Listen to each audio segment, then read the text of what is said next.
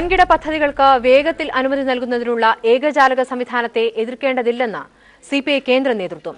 ഏകജാലക സംവിധാനത്തെക്കുറിച്ച് അഭിപ്രായ ഭിന്നതയുള്ള സാഹചര്യത്തിൽ പ്രശ്നത്തിൽ ഇടപെട്ട് നിലപാട് വ്യക്തമാക്കണമെന്ന് കാണിച്ച് മന്ത്രി ബിനോയ് വിശ്വം നേരത്തെ സിപിഐ ദേശീയ നേതൃത്വത്തിന് കത്തയച്ചിരുന്നു. ഏകജാലക സംവിധാനത്തെ ചൊല്ലി സംസ്ഥാന ഘടകത്തിനുള്ളിൽ കടുത്ത അഭിപ്രായ ഭിന്നത ഉയർന്ന സാഹചര്യത്തിലായിരുന്നു വനമന്ത്രി Binoy Viswam party general secretary A B ബർദിന് കത്തയച്ചത്. പാരിസ്ഥിതിക പ്രശ്നങ്ങൾ കണക്കിലെടുക്കാതെ വൻകിട പദ്ധതികൾക്ക് അനുമതി നൽകാൻ ഏകജാലക സംവിധാനം വഴിവെക്കുമെന്ന ആശങ്കയായിരുന്നു കത്തിൽ ഉന്നയിച്ചിരുന്നത്.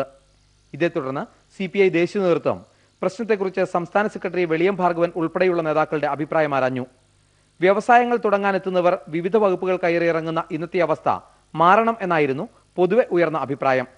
ഏകജാലക സംവിധാനം നിലവിൽ വരുന്നതോടെ പദ്ധതികൾക്ക് വേഗത്തിൽ അനുമതി നൽകാനാകുമെന്നും ഇത് കൂടുതൽ നിക്ഷേപകരെ കേരളത്തിലേക്ക് ആകർഷിക്കുമെന്നും ദേശീയ നേതൃത്വം കരുതുന്നു.